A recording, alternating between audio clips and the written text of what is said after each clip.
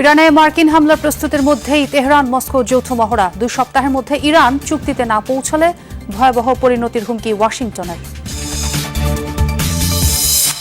ইরানে হামলার সর্বাত্মক প্রস্তুতি ইসরায়েলের। ওয়াশিংটনের সংকেত পেলেই তেহরানের ব্যালিস্টিক মিসাইল ধ্বংসের হুঁশিয়ারি।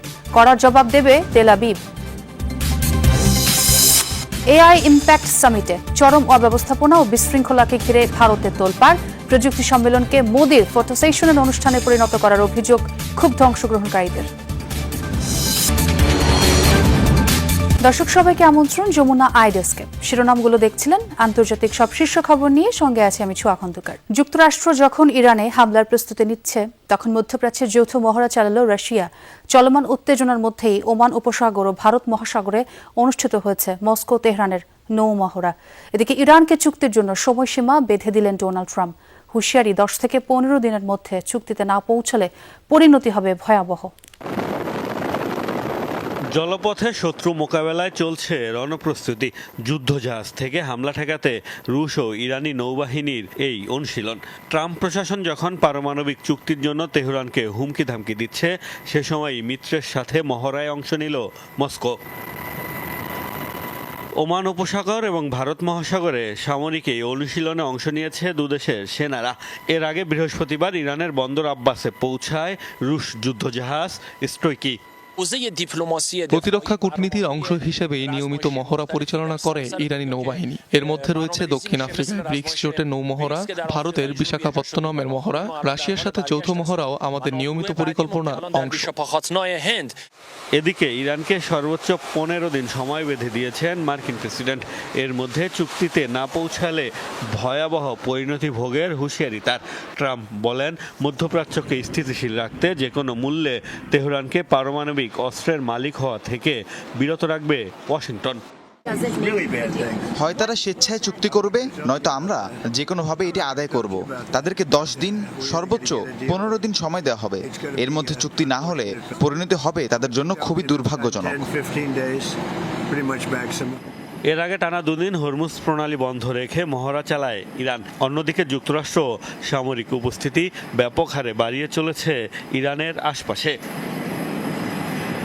মোস্তফা মাহমুদ, যমুনা নিউজ। অপেক্ষা কেবল ওয়াশিংটনের সবুজ সংকেতের। তা মিললেই ইরানে হামলা চালাতে প্রস্তুত ইসরায়েল। এ খবর জানিয়েছে ইসরায়েলের সরকারি সম্প্রচার সংস্থা কান। তেল আবিবের হুমকি, মার্কিন অনুমতি এলেই তেহরানের ব্যালিস্টিক মিসাইল ধ্বংসে কাজ শুরু করবে তারা। এদিকে বিবৃতিতে ইসরায়েলের প্রধানমন্ত্রী বেনিয়ামিন নেতানিয়াহু আগাম হুঁশিয়ারি দিয়ে বলেছেন, তাদের ভূখণ্ডে কোনো আঘাত এলে মিলবে কড়া জবাব। বৈচিত্র্যময়তা, নিখুঁত লক্ষ্যভেদ ও অত্যাধুনিক দেশীয় প্রযুক্তির কারণে ইরানের ব্যালিস্টিক ক্ষেপণাস্ত্র ব্যবস্থা বিশ্বজুড়ে অপার এক বিস্ময়ের নাম। যুদ্ধের ময়দানে যে কোনো প্রতিপক্ষের ঘুম হারামের জন্য অনবদ্য এই মিসাইল সিরিজ। তাই চলমান উত্তেজনার মাঝে তেহরানের এই বিশাল অস্ত্রভান্ডার নিয়েই বেশি শঙ্কিত ওয়াশিংটন। তবে হুমকি শুধু মার্কিনীদের কাছ থেকে নয়, আছে তার একান্ত মিত্র ইসরায়েলের তরফেও। জায়নবাদীদের ঘোষণা, মার্কিন অনুমতি মিললেই ইরানের ব্যালিস্টিক মিসাইল সিস্টেম ধ্বংসের কাজে নেমে পড়বে তারা। তেল আবিবের নিরাপত্তা সংস্থার সাম্প্রতিক রিপোর্ট বলছে, ওয়াশিংটন ও তেহরানের আলোচনার পর আরও বেড়েছে মার্কিন হামলার শঙ্কা। ইসরায়েলি গণমাধ্যম হারেটস জানিয়েছে, গেল মঙ্গলবার জেনেভায় দুদেশের আলোচনার পরও বেশ কিছু বিষয় অমীমাংসিত রয়ে গেছে। বিশেষ করে ইরানের ইউরেনিয়াম সমৃদ্ধিকরণ ইস্যুতে এখনো হয়নি কোনো সমঝোতা। এদিকে ইরানে আক্রমণের হুমকি ধামকি দিয়ে বেড়ালেও তেহরানের হামলার শঙ্কায় খোদ তেল আবিব। ইসরায়েলের প্রধানমন্ত্রী বেনিয়ামিন নেতানিয়াহু এক ভাষণে আগাম হুঁশিয়ারি দিয়ে বলেছেন, তাদের ওপর কোনো ধরনের হামলা এলে ভয়াবহ পরিণতি দেখবে খামেনি প্রশাসন। মহান মিত্র যুক্তরাষ্ট্রের সাথে ঘনিষ্ঠভাবে কাজ করছি আমরা। প্রেসিডেন্ট ট্রাম্পকে স্পষ্টভাবে বলেছি যে ইরানের সাথে আলোচনার সময় ইসরায়েলের স্বার্থকে অবশ্যই মাথায় রাখা উচিত। আমরা যে কোনো পরিস্থিতির জন্য প্রস্তুত এবং এটা নিশ্চিত যে আয়াতুল্লাহরা যদি ভুলেও আমাদের ওপর হামলা চালায়, তাহলে এমন জবাব পাবে যা তারা কল্পনাও করতে পারছে না। ইসরায়েলের নিরাপত্তা সংস্থাগুলো মনে করছে, আলোচনার মাধ্যমে কোনো সমাধান না এলে দ্রুতই ইরানি ভূখণ্ডে হামলার নির্দেশ আসতে পারে ট্রাম্প প্রশাসনের পক্ষ থেকে। আর এতে সরাসরি অংশ নিতে পারে নেতানিয়াহু বাহিনীও। রেজওয়ানা সাইমা, যমুনা নিউজ। রমজানের প্রথম জুমা ঘিরে আল আকসা মসজিদ ঘিরে নেওয়া হয়েছে কঠোর নিরাপত্তা। অতিরিক্ত পুলিশ ও নিরাপত্তা কর্মী মোতায়েন করেছে ইসরায়েল। পুরো শহর, পবিত্র স্থান ও যাত্রাপথগুলোয় টহল দিচ্ছে তারা। রাস্তায় রাস্তায় চলছে তল্লাশি। এবার পশ্চিম তীর থেকে সর্বোচ্চ 10,000 ফিলিস্তিনিকে আল আকসায় নামাজ পড়ার অনুমতি দিয়েছে ইসরায়েলি কর্তৃপক্ষ। 50 পুরুষ ও নারীরাই কেবল প্রবেশ করতে পারবেন প্রাঙ্গণে। সঙ্গে নিতে পারবেন 12 বছরের কম বয়সী শিশুদের। অবশ্যই নিতে হবে নিরাপত্তা ছাড়পত্র। এদিকে পবিত্র আল আকসা মসজিদের বেশ কয়েকজন ইমাম ও খতিবের ওপর স্থাপনাটিতে প্রবেশে নিষেধাজ্ঞা দিয়ে রেখেছে ইসরায়েল। গাজার শান্তি প্রতিষ্ঠায় গঠিত বহুল আলোচিত বোর্ড অফ পিসে $1,000 কোটি সহায়তার ঘোষণা দিয়েছেন মার্কিন প্রেসিডেন্ট ডোনাল্ড ট্রাম্প। বৃহস্পতিবার ওয়াশিংটনে শান্তি পর্ষদের প্রথম বৈঠক অনুষ্ঠিত হয়। সেখানে এই সংক্রান্ত প্রস্তাবনায় স্বাক্ষর করেন ট্রাম্প। এর পাশাপাশি উপত্যকার স্থিতিশীলতা রক্ষায় গঠিত বাহিনী ISF এ সেনা পাঠাতে ইন্দোনেশিয়া সহ 5 মুসলিম দেশ, অন্যদিকে সৌদি আরব সহ মধ্যপ্রাচ্যের 9 দেশ আরও $700 কোটি সহায়তা করবে। গাজায় শান্তি প্রতিষ্ঠার জন্য মার্কিন প্রেসিডেন্ট ডোনাল্ড ট্রাম্পের উদ্যোগে গঠিত বহুল আলোচিত বোর্ড অফ পিসের প্রথম বৈঠক অনুষ্ঠিত হয় বৃহস্পতিবার। ওয়াশিংটনে অনুষ্ঠিত এই বৈঠকে উপস্থিত ছিল বিভিন্ন দেশ। স্থিতিশীলতা রক্ষায় গঠিত বাহিনী ISF এ সেনা পাঠাতে রাজি হয়েছে 5 দেশ, যার মধ্যে রয়েছে ইন্দোনেশিয়া, মরক্কো এবং কসোভো। প্রস্তাবনায় স্বাক্ষর করেন মার্কিন প্রেসিডেন্ট ডোনাল্ড ট্রাম্প। যুক্তরাষ্ট্রের পক্ষ থেকে ঘোষণা আসে $1,000 কোটি সহায়তার। আমাদের দ্বিতীয় কোনো পরিকল্পনা নেই। প্ল্যান বির অর্থই হলো আবারও যুদ্ধে ফিরে যাওয়া। আমাদের লক্ষ্য হলো গাজাকে এমনভাবে পুনর্গঠন করা যাতে সেখানে টেকসই এবং স্থায়ী শান্তি প্রতিষ্ঠিত হয়। বৈঠকে গাজা পুনর্গঠনে $700 কোটি সহায়তা দিতে প্রতিশ্রুতি দিয়েছে 9টি সদস্য রাষ্ট্র, যার মধ্যে রয়েছে সৌদি আরব, মরক্কো, আরব আমিরাত, বাহরাইন সহ মধ্যপ্রাচ্যের বিভিন্ন দেশ। দশকের পর দশক ধরে এই সংঘাত মধ্যপ্রাচ্য এবং পুরো বিশ্বের উপর বোঝা হয়ে দাঁড়িয়ে আছে। তাই একটি ন্যায়সঙ্গত এবং স্থায়ী সমাধান নিশ্চিত করা আমাদের দায়িত্ব। আমাদের এই প্রচেষ্টার লক্ষ্যই হলো রাষ্ট্র হিসেবে ফিলিস্তিনের স্বীকৃতি এবং ইসরায়েলের নিরাপত্তার আকাঙ্ক্ষা পূর্ণ করা। ফিলিস্তিন সংকট এবং গাজার জন্য স্থায়ী এবং শান্তিপূর্ণ সমাধানই আমাদের লক্ষ্য। আমরা এই বোর্ড অফ পিসকে স্বীকৃতি দিচ্ছি। আমাদের সেনারা এই ফোরামের বাহিনীতে সক্রিয়ভাবে অংশ নিতে প্রস্তুত। সব মিলিয়ে 40টিরও বেশি দেশ গাজার বোর্ড অফ পিসের বৈঠকে তাদের প্রতিনিধি পাঠানোর বিষয়টি নিশ্চিত করে। তবে প্রতিনিধির পরিবর্তে পর্যবেক্ষক পাঠানোর ঘোষণা দেয় জার্মানি, ইতালি, ব্রিটেন সহ 1 ডজনেরও বেশি দেশ। মীর মুশফিকা হাসান, যমুনা নিউজ। ইরানে গুপ্তচর বৃত্তির দায়ে এক ব্রিটিশ দম্পতিকে 10 বছরের কারাদণ্ড দেওয়া হয়েছে। বৃহস্পতিবার এই রায় দেন দেশটির একটি আদালত। ইরান ভ্রমণের সময় গত বছরের জানুয়ারিতে গ্রেফতার করা হয়েছিল ক্রেইগ ও লিন্ডসে ফোরম্যান দম্পতিকে। সে সময় দেশটির বিভিন্ন স্থান থেকে তথ্য সংগ্রহের অভিযোগ তোলা হয় তাদের বিরুদ্ধে। পরে গুপ্তচর বৃত্তির চার্জ গঠন করা হয়। 13 মাসেরও বেশি সময় আটক থাকার পর দেয়া হলো সাজা। এই বিচারকে অযৌক্তিক আখ্যা দিয়ে নিন্দা জানিয়েছে ব্রিটেন। নিজ দেশের নাগরিকদের মুক্তির জন্য তেহরানের ওপর চাপ প্রয়োগ অব্যাহত রাখার কথা জানিয়েছে লন্ডন। মুখে বন্ধুত্বের কথা বললেও মিত্রদেশ ইসরায়েলে বেধড়ক মারধরের শিকার হলেন ভারতীয় শ্রমিকরা। বর্ণবিদ্বেষের জেরে আশকেলন শহরে হয় এই ঘটনা। তবে এই ঘটনায় কোনো প্রতিক্রিয়া জানায়নি ভারত। সম্প্রতি ইসরায়েলে যাওয়ার জন্য বেকার নাগরিকদের উৎসাহিত করছে মোদী সরকার। তবে সেখানে অবস্থানরত ভারতীয় শ্রমিকদের অভিযোগ, তাদের নিরাপত্তার বিষয়ে কোনো মাথা ব্যথাই নেই নয়াদিল্লির। ইসরায়েলের আশকেলন শহরে বেধড়ক মারধরের শিকার হয়েছে 2 ভারতীয় শ্রমিক। স্থানীয় সূত্র বলছে হামলার পেছনে স্পষ্ট কারণ বর্ণবিদ্বেষ। স্থানীয় পুলিশ জানিয়েছে পরিকল্পিতভাবে চালানো হয়েছিল হামলা। অভিযুক্ত যুবকরা উগ্র বর্ণবিদ্বেষী গ্রুপের সদস্য। হামলার আগে সামাজিক যোগাযোগ মাধ্যমের গ্রুপে বার্তা দেয় ইন্ডিয়ানদের ধরতে যাচ্ছে তারা। হামলার সময় তারা টাকা ও মোবাইল ফোন ছিনিয়ে নেওয়ার চেষ্টাও করে। তবে পালিয়ে অল্পের জন্য বেঁচে যান শ্রমিকরা। ঘটনার 1 সপ্তাহ পার হলেও মুখে কুলু পেটেছে নয়াদিল্লি। জানায়নি কোনো প্রতিক্রিয়া। ক্ষতিপূরণ বা চিকিৎসার ব্যবস্থাও নেয়নি বলে অভিযোগ উঠেছে। গাজায় সংঘাতের পর ফিলিস্তিনি শ্রমিকদের অভাবে ভারতীয় শ্রমিক নিয়োগ বেড়ে গেছে ইসরায়েলে। ভারতীয় রাজ্য সরকারগুলো ইসরায়েলের চাকরির বিষয়ে বিশেষ প্রচারণা চালাচ্ছে। সহজলভ্য বলে শ্রমিক হিসেবে ভারতীয়দের পাঠানো হলেও নিরাপত্তা, মজুরি বা আইনি সুরক্ষা সম্পর্কে কোনো ব্যবস্থাই নেওয়া হচ্ছে না। সম্প্রতি এ বিষয়ে মুখ খুলেছেন কংগ্রেস নেতা পবন খেরা। তিনি বলেছেন, দেশের কর্মসংস্থান সৃষ্টিতে ব্যর্থতা বিপদে ফেলেছে ভারতীয় শ্রমিকদের। বিদেশে বর্বর আচরণের শিকার হওয়ার পরও সরকারের নিরাপত্তায় উদ্বেগ প্রকাশ করেন তিনি। অস্মিতা বিশ্বাস, যমুনা নিউজ। ভারতের প্রযুক্তি সম্মেলন এআই ইম্প্যাক্ট সামিটে চরম অব্যবস্থাপনা ও বিশৃঙ্খলার অভিযোগকে ঘিরে চলছে তোলপাড়। ক্ষুব্ধ অংশগ্রহণকারীদের অভিযোগ, প্রযুক্তি সম্মেলন পরিণত হয়েছে মোদী প্রশাসনের ফটো সেশনের অনুষ্ঠানে। আয়োজকদের সমন্বয়হীনতা, প্রচণ্ড ভিড়, নিরাপত্তা কর্মীদের গাফিলতি সহ বিভিন্ন দামি ডিভাইস চুরিরও অভিযোগ উঠেছে। এমন পরিস্থিতিতে বিরোধী দল কংগ্রেসেরও তোপের মুখে দিল্লি প্রশাসন। বিতর্ক যেন পিছুই ছাড়ছে না ভারতে আয়োজিত এআই ইম্প্যাক্ট সামিটকে ঘিরে। শুরুতে চীনা রোবটকে নিজেদের দাবি করে তীব্র সমালোচনার মুখে পড়ে উত্তরপ্রদেশের গ্যালগোটিয়াস ইউনিভার্সিটি। এরপর উঠে আসতে থাকে চরম অব্যবস্থাপনা ও অনিয়ন্ত্রিত জনসমাগম নিয়ে একের পর এক অভিযোগ। এমনকি ওঠে অংশগ্রহণকারীদের সাথে থাকা অত্যন্ত দামি ডিভাইস চুরির মতো গুরুতর অভিযোগ। প্রযুক্তি উদ্যোক্তা ধনঞ্জয় যাদব সামাজিক মাধ্যমে তুলে ধরেন পুরো ঘটনাটি, যেখানে স্পষ্টভাবেই মেলে আয়োজক ও নিরাপত্তা কর্মীদের সমন্বয়হীনতার প্রমাণ। সম্মেলনে অংশ নিতে আসা একাধিক প্রতিনিধি জানান, ভিআইপি অতিথিদের আগমনের আগে নিরাপত্তা তল্লাশির জন্য হঠাৎই আসে প্রদর্শনী ভবন খালি করে দেওয়ার নির্দেশনা। ফলে নিজেদের মূল্যবান যন্ত্রপাতি সামলাতে বিপাকে পড়েন তারা। অস্পষ্ট নির্দেশনার ফলে আরও বাড়ে বিভ্রান্তি। আন্তর্জাতিক একটি সম্মেলনে এমন অব্যবস্থাপনায় বিরোধী দল কংগ্রেসের কড়া সমালোচনার মুখে পড়েছে মোদী প্রশাসন। প্রথম দিনের দৃশ্য ছিল অত্যন্ত বিব্রতকর। মনে হচ্ছিল পুরো আয়োজনটি হয়েছে প্রধানমন্ত্রীর ছবি তোলার জন্য। যারা নিজ খরচে স্টল দিয়েছিলেন তাদের সরিয়ে দেওয়া হয়েছে। বিভিন্ন যন্ত্রপাতি চুরি হয়েছে। একটি টেক সামিটে ল্যাপটপ ও ক্যামেরা আনার অনুমতি ছিল না, এমনকি গাড়ির চাবিও না। ছিল না স্থিতিশীল ইন্টারনেট। উদ্যোক্তা ও প্রযুক্তি খাতের ব্যক্তিরাই অভিযোগগুলো করেছেন।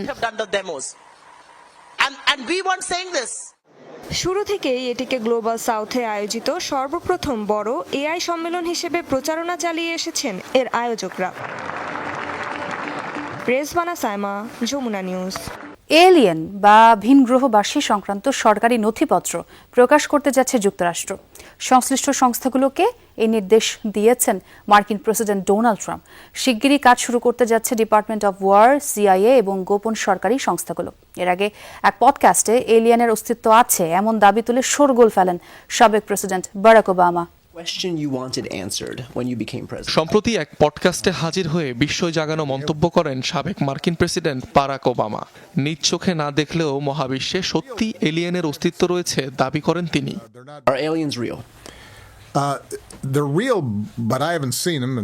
অবশ্য ভিন গ্রহবাসী কোথায় রয়েছে কিংবা কবে নাগাদ পাওয়া গেছে অস্তিত্বের প্রমাণ তা নিয়ে কিছু বলতে দেখা যায়নি বারাক ওবামাকে।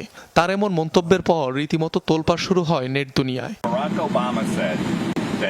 ওবামার এ মন্তব্যে চটেছেন বর্তমান প্রেসিডেন্ট ডোনাল্ড ট্রাম্প। পূর্বসূরির বিরুদ্ধে গোপন তথ্য ফাঁসের অভিযোগ তুলেছেন তিনি। অবশ্য নিজেও এ ব্যাপারে বিস্তারিত কিছু বলেননি। আসলে সে গোপন তথ্য ফাঁস করেছে, তার এটা করার কথা নয়।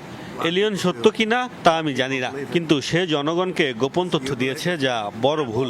অনেকে বললেও আমি কখনোই ভিন গ্রহবাসীর ব্যাপারে কথা বলিনি। অনেকেই এটা বিশ্বাস করে। বৃহস্পতিবারই এলিয়েন সংক্রান্ত যুক্তরাষ্ট্রের সকল সরকারি নথি প্রকাশের নির্দেশ দেন ডোনাল্ড ট্রাম্প। সোশ্যাল হ্যান্ডেলে দেওয়া পোস্টে ডিপার্টমেন্ট অফ ওয়ার সহ গোয়েন্দা বিভাগ ও অন্যান্য সংস্থাগুলোকে কাজ শুরু করার নির্দেশ দেন তিনি। জানান, জনসাধারণের তুমুল আগ্রহের প্রেক্ষিতেই নিয়েছেন এই সিদ্ধান্ত। অবশ্য 2024 সালের পেন্টাগনের এক প্রতিবেদন বলছে, দ্বিতীয় বিশ্বযুদ্ধ পরবর্তী সময়ের পর থেকে বহির্জাগতিক কোনো প্রাণের সন্ধান পায়নি মার্কিন সরকারি তদন্তগুলো। অনিক রহমান, যমুনা নিউজ। যুদ্ধের নৃশংসতা আর ধ্বংসযজ্ঞের কঠিন বাস্তবতা কিভাবে মানুষের জীবনকে ওলটপালট করে দেয় তার প্রমাণ যেন ইউক্রেনের তেতিয়ানা খিমিয়ন। একসময় দেশজুড়ে নৃত্যশিল্পী হিসেবে পরিচিত ছিল এই নারী, তবে যুদ্ধের কারণে হাতে তুলে নিয়েছেন অস্ত্র। একসময় ব্যস্ত বল ডান্সার তেতিয়ানা এখন স্নাইপার শুটার পরিণত হয়েছেন শত্রুদের আতঙ্কে। একসময় যে হাতে ফুটে উঠত নাচের মুদ্রা, সেই হাতে এখন শক্তিশালী স্নাইপার রাইফেল। সুরের তালে তালে ছন্দ উঠত যেই পায়ে, সেই পা এখন শত্রুর অবস্থানে এগিয়ে চলে দৃঢ়ভাবে। 4 বছরের যুদ্ধ নৃত্যশিল্পী থেকে স্নাইপার শুটারে পরিণত করেছে ইউক্রেনের তেতিয়ানা খিমিয়নকে। একসময় পেশায় বল ডান্সার ছিলেন তেতিয়ানা। ইউক্রেনে রুশ আগ্রাসন শুরুর পর 2023 সালে 78তম রেজিমেন্টে স্নাইপার শুটার হিসেবে যোগ দেন তিনি। আগে আমি ছোটখাটো বিভিন্ন রেঞ্জে শুটিং প্র্যাকটিস করতাম। যখন যুদ্ধে যোগ দিলাম ভাবলাম ভিন্ন কিছু করি, সেখান থেকেই স্নাইপার ইউনিটে যোগ দিই, কারণ এটা খুবই চ্যালেঞ্জিং একটা কাজ। একজন স্নাইপার শুটারকে গুলি করার সময় অনেক কিছু হিসাব করতে হয়। 47 বছর বয়সে এই নারী দোনেস্কের বাসিন্দা ছিলেন। 2 সন্তানের জননী তেতিয়ানার ছিল নাচের নিজস্ব স্টুডিও। নৃত্যশিল্পে পারদর্শিতার কারণে পুরো অঞ্চলে ছিলেন আলোচিত। আমি যখন নৃত্যশিল্পী ছিলাম তখন জীবনটা একেবারেই ভিন্ন রকম ছিল। সবসময় নাচ নিয়েই ব্যস্ত থাকতাম। নিজের শো হতো, আমি বল ডান্সের জন্য প্রশিক্ষণ দিতাম। এছাড়াও প্রতিনিয়ত বিভিন্ন দেশ সফর করতাম। নৃত্যশিল্পী পরিচয় হারানোয় কণ্ঠে এককাপ থাকলেও নিজের দেশের জন্য লড়াই করতে পেরে গর্বিত বলে জানান তেতিয়ানা। আগের চেয়ে পুরোপুরি পাল্টে গেছি আমি, তবে নিজের পরিচয় হারিয়ে যাওয়ায় আমি মোটেও অখুশি নই। আমি এভাবেই চ্যালেঞ্জ নিয়ে বেঁচে থাকতে চাই। রুশ আগ্রাসন বিরোধী যুদ্ধে ইউক্রেনীয় বাহিনীর পক্ষ হয়ে লড়াই করছেন দেশটির বহু বেসামরিক নাগরিকও। মীর মুশফিকা হাসান, যমুনা নিউজ। ইউক্রেনের বিরুদ্ধে রাশিয়ার হয়ে যুদ্ধ করছে কেনিয়ার হাজারের বেশি নাগরিক। বুধবার দেশটির পার্লামেন্টে উপস্থাপিত একটি গোয়েন্দা রিপোর্টে এই তথ্য উঠে এসেছে। রিপোর্টে সরকারি কর্মকর্তাদের যোগসাজশে একটি মানব পাচারকারী সিন্ডিকেট পরিচালনার অভিযোগ তোলা হয়েছে। বলা হয়, সাবেক সেনা ও পুলিশ সদস্যদের পাশাপাশি বেকার যুবকদের বানানো হয় টার্গেট। রাশিয়ায় পাঠানোর বিনিময়ে দেয়া হয় বড় অঙ্কের অর্থের প্রলোভন। অভিযোগ অস্বীকার করেছে দেশটিতে অবস্থিত রুশ দূতাবাস। তাদের দাবি, স্বেচ্ছাসেবী হয়ে বিদেশিরা চাইলে রাশিয়ার সশস্ত্র বাহিনীতে যোগ দিতে পারে। থানায় কয়েক ঘন্টা গ্রেফতার থাকার পর ছেড়ে দেওয়া হচ্ছে ব্রিটিশ রাজা চার্লসের ছোট ভাই অ্যান্ড্রু মাউন্টব্যাটেনকে। বৃহস্পতিবার স্থানীয় সময় সন্ধ্যায় তাকে ছেড়ে দেওয়া হয়। এর আগে ক্ষমতার অপব্যবহার ও সরকারি কার্যালয়ে অসদাচরণের অভিযোগে সকালে গ্রেফতার করা হয় তাকে। স্যান্ডরিংহাম স্টেট থেকে গ্রেফতার করা হয় তাকে। মেট্রোপলিটন পুলিশ জানিয়েছে তার বিরুদ্ধে প্রাথমিক তদন্ত চলছে এখনও। যৌন অপরাধী জেফ্রি এপস্টেইনের সঙ্গে যোগসূত্রের জেরে বেশ কিছুদিন ধরেই বিতর্কে রয়েছেন অ্যান্ড্রু মাউন্টব্যাটেন। অপ্রাপ্তবয়স্ক একাধিক নারীর সাথে যৌনকর্মের অভিযোগের জেরে খোয়াতে হয় রাজকীয় উপাধি। বিতাড়িত হতে হয় উইন্ডসরের রাজপ্রাসাদ থেকেও। ব্রিটেনের রাজা চার্লসের ভাই অ্যান্ড্রু মাউন্টব্যাটেনের গ্রেফতারের ঘটনায় দুঃখ প্রকাশ করেছেন মার্কিন প্রেসিডেন্ট ডোনাল্ড ট্রাম্প। আর ঘটনাটিকে লজ্জাজনক বলে আখ্যা দেন তিনি। আমি মনে করি এটা খুবই লজ্জাজনক এবং দুঃখজনক। রাজ পরিবারের জন্য এটা খুব খারাপ। বিষয়টি আমার কাছে অত্যন্ত বেদনাদায়ক। কিং চার্লসের মতো একজন অসাধারণ মানুষ ও রাজার ভাইয়ের সাথে এমনটি হওয়া খুবই দুঃখজনক। পাকিস্তানের করাচিতে সিলিন্ডার বিস্ফোরণে একটি ভবন ধসে পড়েছে। এতে অন্তত 15 জনের মৃত্যু হয়েছে। নিহতদের মধ্যে 7 শিশু ও 3 নারী রয়েছেন। আহত কমপক্ষে 18 জন। সোলজার বাজার নামক এলাকার একটি 3তলা ভবনের নিচতলায় এই দুর্ঘটনা ঘটে। বিস্ফোরণের ফলে ভবনটির ভিত্তি দুর্বল হয়ে পড়লে তা ধসে পড়ে। ধারণা করা হচ্ছে গ্যাস সিলিন্ডার বা গ্যাস সাকশন মেশিন লিক হওয়ার কারণেই বিস্ফোরণটি হয়ে থাকতে পারে। এই ঘটনায় এখনও তল্লাশি ও উদ্ধার অভিযান চলছেই। পুলিশের ঘরেই চুরি, তাও একবার নয় 3 বার। বারবারই হাত ফসকে পালিয়ে যাচ্ছিল চোর। বাধ্য হয়ে অভিনব পন্থা বেছে নিল থাইল্যান্ডের পুলিশ। চান্দ্রবর্ষকে স্বাগত জানাতে ছিল মেলার আয়োজন। ঐতিহ্যবাহী সিংহের পোশাকে নাচতে নাচতেই শেষতক সিধল চোরটিকে ধরল থাই পুলিশ। ব্যতিক্রমী এই চোর পাকড়াওয়ের ঘটনা বেশ আলোচনার জন্ম দিয়েছে। লাল সোনালী রঙের পোশাকে সিংহের সাজসজ্জা বেশ জনপ্রিয় থাইল্যান্ডে। তবে এবারের প্রেক্ষাপট ভিন্ন। পোশাকের আড়ালে থাকা মানুষগুলোর উদ্দেশ্য বিনোদন দেয়া নয়, বরং চোর পাকড়াও করা। কারণ চোরও সিসকে নয়। 3 দফায় শীত কেটেছে খোদ পুলিশের বাড়িতেই। প্রায় 20 লাখ বাথ মূল্যের মালামাল লুট করে সে, কিন্তু কোনোভাবেই ধরা যাচ্ছিল না। বাধ্য হয়েই ভিন্নধর্মী ফাঁদ পাতে থাই পুলিশ। নন্থাবুরি প্রদেশের একটি মন্দিরে চোরটির নিয়মিত যাতায়াতের খবর পায় পুলিশ। তাকে ধরতে চন্দ্র নববর্ষের মেলায় সিংহের পোশাকে লুকিয়ে থাকেন পুলিশ সদস্যরা।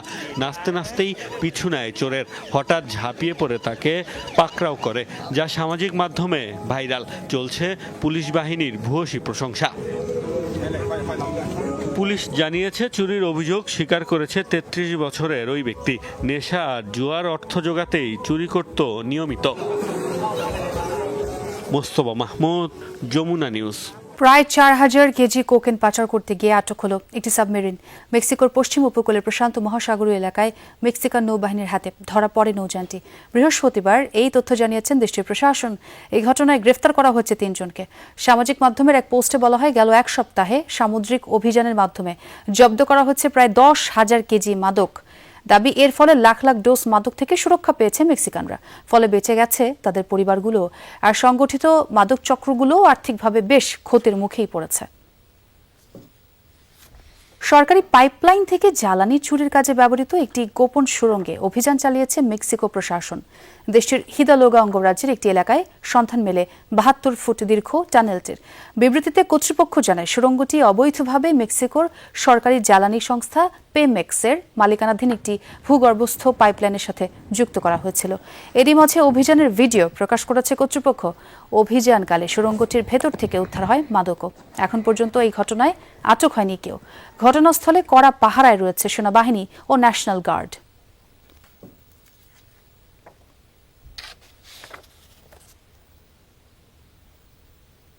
ব্যাপক তুষারপাত ও ঝোড়ো বাতাসে বিপর্যস্ত জাপানের হোকাইদো দ্বীপ। বাতিল হয়েছে শত শত ফ্লাইট ও প্রায় ৩০০ রেল যাত্রা। আটকা পড়েছেন হাজারের বেশি পর্যটক।